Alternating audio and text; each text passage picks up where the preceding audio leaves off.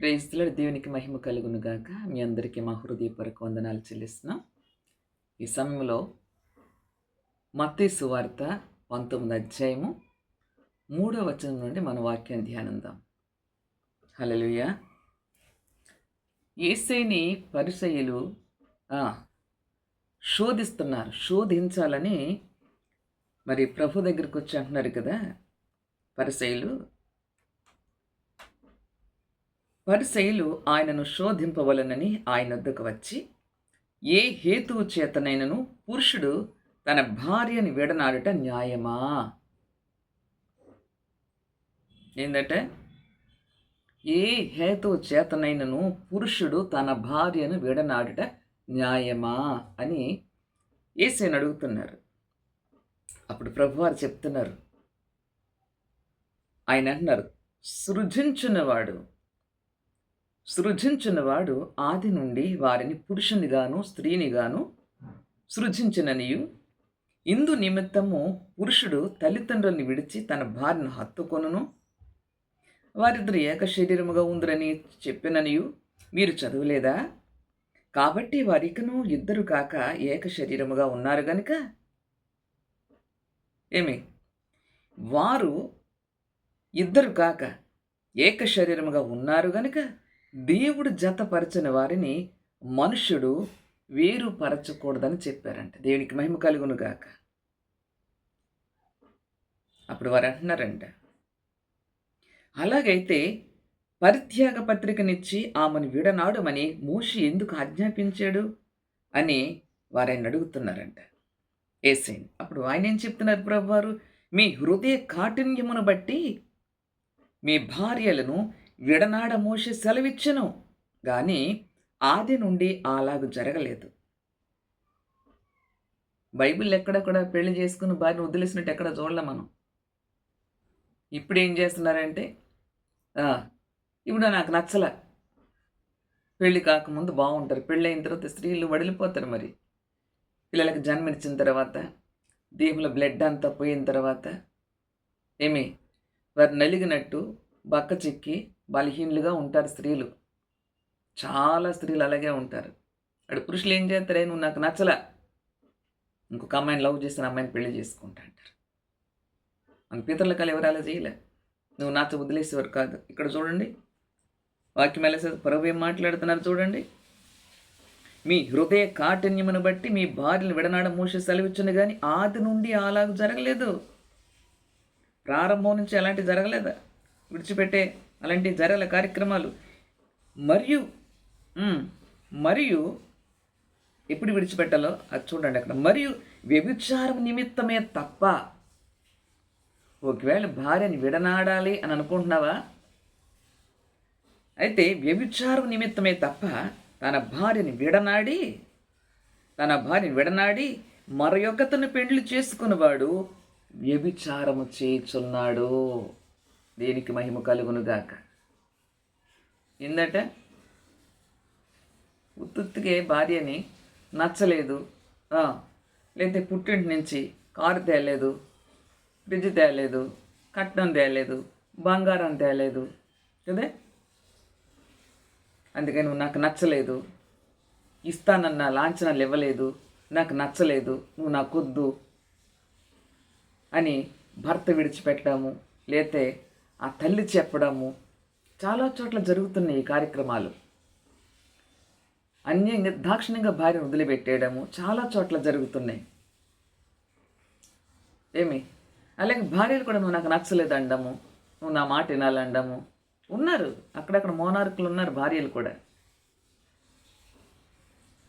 కానీ ప్రభు వాక్యం సెలవిస్తుంది కదా, వ్యభిచారము నిమిత్తమే తప్ప, తన భార్య వ్యభిచారం చేస్తే చూసావా, ఆ వ్యభిచార నిమిత్తమే తప్ప తన భార్యని విడనాడి మరి ఒకతను పెండ్లి చేసుకునేవాడు వ్యభిచారం చేయుచున్నాడనియు, విడనాడబడిన దానిని పెండ్లి చేసుకునేవాడు వ్యభిచారం చేయుచున్నాడనియు మీతో చెప్పుచున్నానని వారితో అనను. దేనికి మహిమ కలుగును గాక. హల్లెలూయా. ఏమండి, తెలిసి అడుగులు వేస్తున్నారు, తెలియక కొందరు వేస్తున్నారు, తెలిసి ఎక్కడేస్తున్నారండి వారు అడుగులు? తప్పులో వేస్తున్నారు. తప్పులో ఊతులేస్తున్నారు కాళ్ళు. కనుక భార్య భర్తని విడిచిపెట్టకూడదు. అలాగే భర్త భార్యని విడిచిపెట్టకూడదు. అనుమానం అనే పెనుభూతం పట్టి చాలామంది భర్తను అనుమానించే భార్యలు కొందరైతే, భార్యను అనుమానించే భర్తలు కొంతమంది ఉన్నారు. ఇరువురిలో కూడా డౌట్సే. భర్త మీద భార్యకి, భార్య మీద భర్తకి. బిడ్డల జీవితాలు పాడైపోతాయి. దేవునికి మహిమ కలుగునుగాక. కనుక అనుమానం కాదు కానీ వ్యభిచార నిమిత్తమే తప్ప తన భార్యని విడనాడి మరి ఒకరిని వివాహం చేసుకున్నవాడు వ్యభిచారం చేయుచున్నాడు అని ప్రభు చెప్తున్నారు. యేసయ్య. హల్లెలూయా. భార్య ఉండగానే మొరకాముని వివాహం చేసుకోవడము, భార్యని ఏడిపించడం, బిడ్డలు ఏడిపించడము, ఎంత ప్రార్థన చేసి ఎంత భక్తి చేసినా నువ్వేం చేస్తున్నావు అన్నాడు ప్రభు వారు. యేసు చెప్తున్నా, నేను చెప్పట్లా. వ్యభిచారం చేస్తున్నాడు ఆ మనుషుడు. కనుక బ్రతికినంత కాలము ఇష్టమై చేసుకున్నా కానీ తనతోట జీవించాలి. అది భార్య అయినా భర్త అయినా. అందుకే వివాహం ముందు 10 సార్లు ఆలోచించి ప్రభు సన్నిధిలో కన్నీరు విడిచి గోజాడి ప్రార్థించి అప్పుడు దైవ చిత్తములో ఉన్న కుమారుని కుమార్తెని, దైవభక్తి కలిగిన కుమార్తెని ఎంపిక చేసుకోవాలి. హల్లెలూయా. వాళ్ళ అందచందాలను చూసి, వాళ్ళ రంగును చూసి పెళ్లి చేసుకుంటే ఏం ఉపయోగం? కనుక నీవు ఇష్టపడి చేసుకున్నావు కాబట్టి నీ ప్రాణం ఉన్నంత వరకు కూడా నీ భార్యను విడనాడా వీలు లేదు. ఒకవేళ విడిచిపెట్టావా నువ్వు పెళ్లి చేసుకోకు. నువ్వు పవిత్రుడు కాబట్టి అలాగే ఉండిపో ప్రభు నిమిత్తమై. అట్లే ఓ స్త్రీ భార్యలు కూడా నాకు ఇష్టం లేదని భర్తను విడనాడి మరొకరిని వివాహం చేసుకుంటే నువ్వు వ్యభిచారం చేస్తున్నట్టే వారితో. చూస్తున్నారా ఎంత భయంకరంగా మాట్లాడుతున్నారు ప్రభు వారు. కనుక వివాహాలు చేసుకునే ముందే మధ్యలో ఎవరైనా ఒకవేళ ప్రభు చిత్తంలో జత చేసినవాడు నీ నుండి దూరం అయిపోతే, లోకాన్ని విడిచిపెట్టేస్తే అది వేరే సంగతి. భార్య ఉండగానే లేదా భర్త ఉండగానే నాకు నచ్చలేదండి అలా విడిచిపెడుతున్న ప్రతి సహోదరే కానీ వ్యభిచారం చేస్తున్నారు అని ఖచ్చితంగా ప్రభు లేఖనాల వాక్యం సెలవిస్తున్నారు. దేవునికి మహిమ కలుగునుగాక. కనుక మీ హృదయ కాఠిన్యాన్ని బట్టి అట్లా చెప్పినాడు మోషే గారు అని యేసు ప్రభు అని చెప్తున్నారు అక్కడ పరిసయ్యులకి. హల్లెలూయా. దేవునికి మహిమ కలుగునుగాక.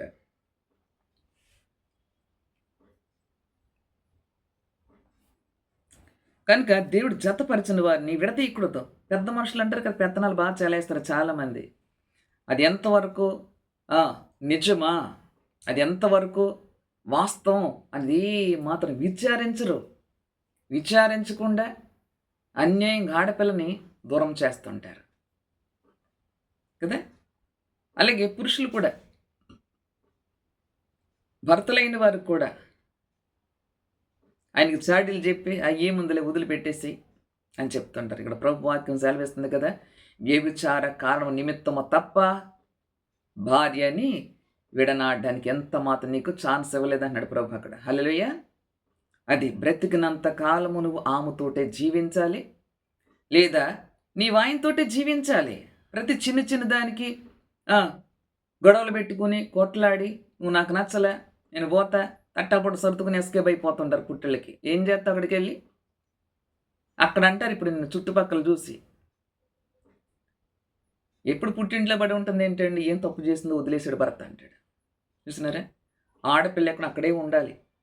అది నీకు నచ్చే విధంగా ఆయన ఉండడం కాదు కానీ ఆయనకు నచ్చే విధంగా నీవు ఉండాలి కుమార్తె. అప్పుడు ఆయన నీకు ఇష్టమైన రీతిలో నడుస్తాడు. మొట్టమొదటి నీవే ఆయనకు లోబడిపోవాలి భర్తకి. హల్లెలూయా. పేర్లు పెట్టుకుంటారు, భక్తుల పేర్లు. చాలామంది స్త్రీలు ఉన్నారు, పురుషులు కూడా ఉన్నారు. పేరు పెట్టుకుని ఏమో ఉపయోగం? బ్రతుకు మార్చుకోవాలి.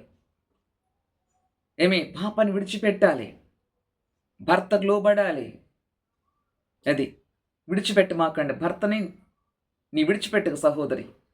అలాగే సహోదరుడా, నీవు కూడా నీ భార్యను విడిచిపెట్టకు ప్రాణం ఉన్నంత వరకు. చిన్న చిన్న సమస్యలతో ప్రతి ఇంట్లో సమస్యలు ఉంటాయి. అవన్నీ మీరే సర్దుకుని పోవాలి, అడ్జస్ట్ అయిపోవాలి. భార్య మధ్యలో ఎవడిని ఎలా చేయకూడదు. పెద్ద మనిషిని తీసుకొని పెత్తనాలు చేస్తాడు. మన పెద్ద మనిషి ఎవరంటే యేసుక్రీస్తు ప్రభు పరిశుద్ధాత్మ తండ్రి. ఆయనే పెద్ద ఆయన. ఇరువురు కలిసి మోకలిసి ప్రార్థించి సమాధాన పడాలి అక్కడ. అంతే తప్ప నాకు నచ్చలేదండి, ఏదో చేసింది అని కుదిలేసిందంటే ఈ పెద్ద మనుషులు ఏం చేస్తారంటే ఇంకో పెళ్లి చేతికి మంచి రెడీ అయిపోతుంటారు. వాళ్ళ చోట అమ్మాయి ఉంది, అబ్బాయి ఉన్నాడు, చేసేద్దామా, ఈ దేవుడు ఏం చేశాడు, దేవుడు చెప్పాడా, సుల్లు మాటలు కాకపోతే. భార్య బ్రతుకుండగా ఇంకొక దాన్ని వివాహం చేసుకోండి వీల్లేదు. నువ్వు చేసుకున్నావంటే నువ్వు వ్యభిచారివి ఆయన ప్రభు సెలవిస్తున్నారు అక్కడ. ఆయన ఏమాత్రం భయం లేకుండా బహు ధైర్యంగా ఉంటారులే. దాని మానని పోయిందండి, ఇంకొక అమ్మాయిని చేసేసుకున్నానండి, వాడిని వదిలేసినానండి, ఇంకొక అబ్బాయి చాలా మంచోడండి. బ్రతుకు మన ఇష్టం. ఇటువారికి పరలోకం ప్రవేశం లేదు వ్యభిచారులకి. నేనేం వ్యభిచారం చేసినాను, వాడు నాకు నచ్చలా వదిలేసినాను, ఇష్టానుసారం జీవిస్తున్న వాడి లైఫ్ వాడిది, నా లైఫ్ నాది. ఆయనకి ఇష్టమైన ఆమె చేసుకున్నాడు, నాకు ఇష్టం నేను చేసుకున్నా, తప్పే ఉంది అంటున్నారు చాలామంది. దేవుని బిడ్డల పేరు పెట్టుకున్నవారే ఇలాంటి భ్రష్టు కొట్టించే పనులు చేస్తుంటే ప్రభు సెలవిస్తున్నారు కదా, వ్యభిచారం చేస్తున్నాడు. పెండ్లి అన్నట్లు అక్కడ ప్రభు వ్యభిచారం చేస్తున్నాడు. అది నీకు నచ్చి చేసుకున్నావు కదా, లవ్ మ్యారేజ్ కదా, ఆడు కొట్టినా తిట్టినా తాగినా తన్నినా అక్కడే పడి ఉండాలి నువ్వు. హల్లెలూయా. అమ్మ చెప్తేలా, నాన్న చెప్తేలా, వాడే కావాలి, ఆమె కావాలి, నాకు లేదు, చచ్చిపోతా, ఇక సావడం ఎందుకులే, ఎక్కడో చోట బతుకుద్దని చెప్పి పేరెంట్స్ పెళ్లి చేస్తారు. హల్లెలూయా. మరి పెళ్లి చేసి చివరి వరకు నిలబెడుతుందా కుటుంబం? నిలబెట్టలే. లవ్ మ్యారేజ్ల మధ్యలోనే అయిపోతుంది. అందుకే తల్లిదండ్రుల మాట వినాలి, పెళ్లి చేసుకోవాలి ప్రభు చెప్పినట్లుగా. చేసుకున్నావా విడిచిపెట్టకూడదు. నువ్వు విడిచిపెట్టాలనుకుంటున్నావా, కారణం ఏంటి, రీజన్ చెప్పరు. అమ్మాయి మీద తోసేస్తారు అన్నీ, లేదా అబ్బాయి మీద తోసేస్తారు, ఎవరు కొంచెం మెత్తగా వాళ్ళని తోసేస్తారు. కానీ న్యాయం తీర్చాడు పైన ఉన్నాడు అక్కడ. హల్లెలూయా. ఇష్టానుసారంగా మనం నడిస్తే వ్యభిచారులకి పరలోక రాజ్యంలో ప్రవేశం లేదు అని చెప్పినారు. పరలోకానికి ప్రవేశించాలంటే మాత్రం ఇలాంటి పిచ్చి పనులు చేయకూడదు. అది నాకు నచ్చలేదండి, వాడు అసలు నా మాట వినట్లేదు, వాడే అలాగే ఉపయోగిస్తున్నారు బంగారు తల్లులు. భర్తను పట్టుకుని అత్తగారు మామగారు ముందు అల్లుడు గారు, చాటునేమో వాడు వీడు. వీళ్ళ దేవుని బిడ్డలు, వీళ్ళకి మారు మనసు ఉంది. అల్లుడు గారిని గౌరవించాలి, భార్య గౌరవించాలి భర్తని. భర్తకి అక్కడ వెలితి లేకుండా చూస్తుంది భార్య. సామెతలో ఉంది, జ్ఞానం కలిగిన భార్య తన ఇంటిని ఎలా కట్టుకుంటుందో, బిడ్డలు ఎలా చూసుకుంటుందో, ఎంత కష్టపడుతుందో ఉదయాన్నే లేచి. జ్ఞానం కలిగిన భార్యలు అట్లా ఉంటారు. బుద్ధిహీనంగా జీవించే భార్యలు ఇష్టానుసారం జీవించడానికి కాలు కింద తొక్కి వెళ్ళి చూస్తుంటారు భర్తల్ని. ఇప్పుడు అలాంటి పని చేయమాకండి, నువ్వు నష్టపోతావు. దేవునికి స్తోత్రం. హల్లెలూయా. కనుక ఒకవేళ నీ భర్తను విడనాడావా, ప్రార్థన చేసుకుని ప్రయత్నించి మళ్ళీ వెళ్ళిపో నీ భర్త దగ్గరికి. నీ భర్త నీకే సొంతం, నీ భార్య నీకే సొంతం. నువ్వు ప్రేమతో ప్రార్థనతో నీ తట్టు నీ వశం చేసుకోవాలి నీ భార్యని, లేదా నీ భర్తను నీ వశం చేసుకోవాలి ప్రేమతో. తను ఏమి ఆశిస్తున్నాడు నీలో నుంచి ఎప్పుడైనా గుర్తించావా సహోదరుడా? భర్త నీ నుండి ఏమి ఎక్స్పెక్ట్ చేస్తున్నాడు, ఎలా ఉంటే ఆయన నిన్ను ఇష్టపడతాడో ఎప్పుడైనా గమనించావా? హల్లెలూయా. భర్త ఆఫీసుకు పోతే ఎట్లా ఉంటుంది, జుట్టిర పోసుకొని పిచ్చి మొహాలు వేసుకుని మంచి డ్రెస్ వేసుకోరు, మంచి చీర కట్టుకోరు కదా, ఆ నైటీల్లోనే తిరుగుతుంటారు. చూడ ఎంత చిరాకు ఉంటుందంటే, లేవగానే మంచిగా ఫ్రెష్ అప్ అయి చక్కగా శారీ కట్టుకుని మంచిగా డ్రెస్ వేసుకుని చక్కగా జుట్టు వేసుకుని నీట్గా ఉండాలి ఆడపిల్లలు భర్త వచ్చే సమయానికి. చూడడానికి అసహ్యం కలుగుద్ది ఎప్పుడు చూస్తున్నా. ఎప్పుడు దాన్ని గోను సంచి తగిలించుకొని తిరుగుతూ ఉంటారు కదా. వేసుకోవచ్చు నైట్, ఎప్పుడు వేసుకోవాలి, ఏ టైంలో వేసుకోవాలి, అది గమనించాలి. భర్త రాగానే చూడముచ్చట కనిపించాలి భార్య. హల్లెలూయా. ఇక పక్కదాని వైపు భర్త దేవునికి మహిమ కలుగునుగాక. అలాగే భర్తలైన వారు కూడా చక్కగా మీకు ఇష్టమైన రీతిలో ఆమె ఏమి ఎక్స్పెక్ట్ చేస్తుందో మీ నుంచి, ఎలా ఉండాలి నా భర్తను ఆశిస్తుందా బిడ్డ, ఆడపిల్ల కదా. ఇద్దరు ఏక మనసుతో ఉండాలన్నమాట. ఇద్దరు నీకిష్టముగా ఆయనకి ఇష్టం, ఇద్దరు ఇష్టాలు ఆయన ఇష్టపడాలి ముందు, బలవంతం చేత కాదు. హల్లెలూయా. కనుక భార్యని విడిచిపెట్టద్దు, ఎట్టి పరిస్థితి విడిచిపెట్టద్దు. అలాగే మీ భర్తను కూడా విడనాడొద్దు. విడనాడావా పెళ్లి చేసుకోకు, నువ్వు చేసుకున్నావు వ్యభిచారం చేస్తున్నావు, ప్రభు చెప్తున్న మాట.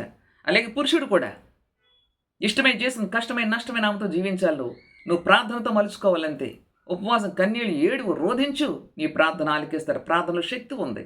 హల్లెలూయా. ప్రార్థనకు అంత పవర్ ఉంది. నీ ప్రార్థనతో ప్రాకారం కూల్చేస్తాడు. భార్య పాషాణం అయిపోయిందా, నీ ప్రార్థన చెయ్యి, పట్టుదల కలిగి ప్రార్థన చెయ్యి, సహనంతో ప్రార్థన చెయ్యి, ఓర్పుతో ప్రార్థన చెయ్యి, కనిపెట్టి ప్రార్థన చెయ్యి, మెలకువలో ప్రార్థన చెయ్యి, ఆసక్తితో ప్రార్థన చెయ్యి. పునాదులు కదిలించేస్తాడు దేవుడు అక్కడ నీ ప్రార్థన శక్తితోటి. ఆమేన్. హల్లెలూయా.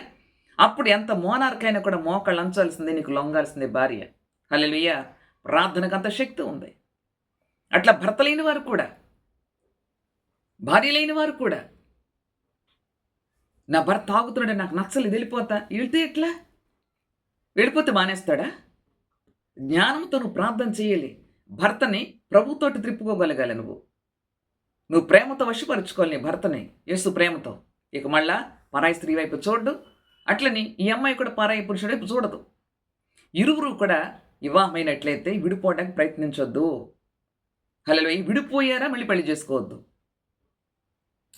అలా చేసుకున్నావా నువ్వు డేంజర్ జోన్లో ఉన్నట్టే పరలోకానికి ప్రవేశం లేదు.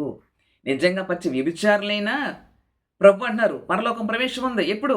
ఆ వ్యభిచారాన్ని విడిచిపెట్టిన తర్వాత. అబద్ధికులకు ప్రవేశం ఉంది. ఎప్పుడు? అబద్ధాలు విడిచిపెట్టిన తర్వాత. మోసగాడికి ప్రవేశం ఉంది, మోసాన్ని విడిచిపెట్టిన తర్వాత. మన ఇష్టానుసారంగా ప్రవేశం లేదు. భయమునుంది, పాపని విడిచిపెట్టి భర్తలతో చక్కగా కాపురం చేసుకోండి. అలాగే మీరు భయమునుంది ప్రభువుకు, భార్యలతో భర్తలతో చక్కగా కలిసి కాపురం చేసుకోండి. పక్కన వాడికి అపవాదికి చోటు ఇవ్వకుండా, ఏ పెద్ద మనిషి వచ్చి మీకు సందేశం చెప్పే పని లేకుండా పరిశుద్ధాత్మ మధ్యలోకి దిగి వచ్చి మీరు సమాధానపరచులాగన ఇరువురు కలిసి ప్రార్థన చేసుకుని కలిసి జీవించడం నేర్చుకున్న ప్రియ సహోదరుడు తొందరపాటు నిర్ణయాలు తీసుకుని భార్య బ్రతికుండగా ఆమె ఏదో వచ్చేసి నన్ను తిట్టింది, లేదా అలాగన్నది, ఇలాగ నాకు నచ్చలేదు, కూర బాగా ఉండలేదు, వంట రాదు, అందుకు వదిలేసినాను, ఇలాంటి చిలిపి శ్రేష్టలతో భర్తను దూరం చేసుకోకు, భార్యను దూరం చేసుకోకు. హల్లెలూయా. చేసుకోవడానికి అలా ఉండిపోండి. పరాయి పురుషుని చూడొద్దు, పరాయి స్త్రీని చూడొద్దు. నువ్వు అలాగుంటే ఉండొచ్చు. లేదు మేము మనసు నిలుపుకోలేము కాబట్టి చిన్న సమస్యలు వస్తాయి, మమ్మల్ని సరి చేసుకుంటాం, అడ్జస్ట్ అవుతాం, మళ్ళీ కలిసి జీవితం కలుసుకోండి. మీరిద్దరు కలుసుకోవడం ప్రభు చిత్తం. విడనాడకూడదు. ఎవరు చెప్పిన మాటలేని భార్యని విడిచిపెట్టద్దు, అట్లనే స్త్రీ నీ భర్తని విడిచిపెట్టద్దు, భార్యను ఆయన విడిచిపెట్టకు. ఇరువురు కలిసి జీవించాలి. అక్కడ ఏముంటుంది? సమాధానం ఉంటుంది, సంతోషం, నెమ్మది, గొప్ప ఆనందం అక్కడ ఉంటుంది. ఖచ్చితంగా పరిశుద్ధాత్మ మీ మధ్యలో కొలువై ఉంటారు. ఆమేన్. దేనికి మహిమ కలిగింది. నేను కొన్ని మాటలు దీవించునుగాక. ప్రార్థన చేస్తే కళ్ళు మూసుకోండి. ప్రభు మీకు వందనాలనైనా. అయ్యా, ఈ సమయంలో ప్రభా దేవుడు జతపరిచిన వారిని మరి విడిచిపెట్టాం న్యాయమా? మోషే గారు చెప్పినారు కదా అన్నప్పుడు మీ హృదయ కాఠిన్యాన్ని బట్టి మోషే ఆ విధంగా చెప్పినారు. కానీ ప్రభువారు దేవుడు జత చేసిన వారిని ఏ మనుషుడు విడదీయటానికి వీల్లేదు. తన భార్యని విడనాడు వాడు వ్యభిచారం నిమిత్తమై తప్ప తన భార్యని విడిచిపెట్టి మరి ఒకతని వివాహం చేసుకుంటే వాడు వ్యభిచారం చేస్తున్నాడని చెప్పి సేమ్ ఆడబిడ్డ కూడా చెప్తున్నంత. అలాగే స్త్రీలు కూడా భర్త ఉండగా భర్తను కాదని, నాకు నచ్చలేదని ఇష్టానుసారంగా లోకంలో ఎంజాయ్ చేయటానికి భర్తను విడిచిపెట్టి లోకానుసారంగా జీవిస్తుంటే అది జ్ఞానము లేని భార్య, బుద్ధిహీనురాలు. కనుక తప్పకుండా పాపంలో పడిపోతుంది. కనుక ఆ పాపిష్టి పనులు చేయకుండా, పరాయి పురుషులతో చేతులు కలపకుండా మనసు మార్చుకుని తిరిగి భర్తను కలుసుకునే కృప దయచేయండి. దేవుడు జత చేసినాడు కనుక వారిని ఎవడు విడదీయటానికి వీల్లేదు. తండ్రి మీకు వందనాలయ్యా.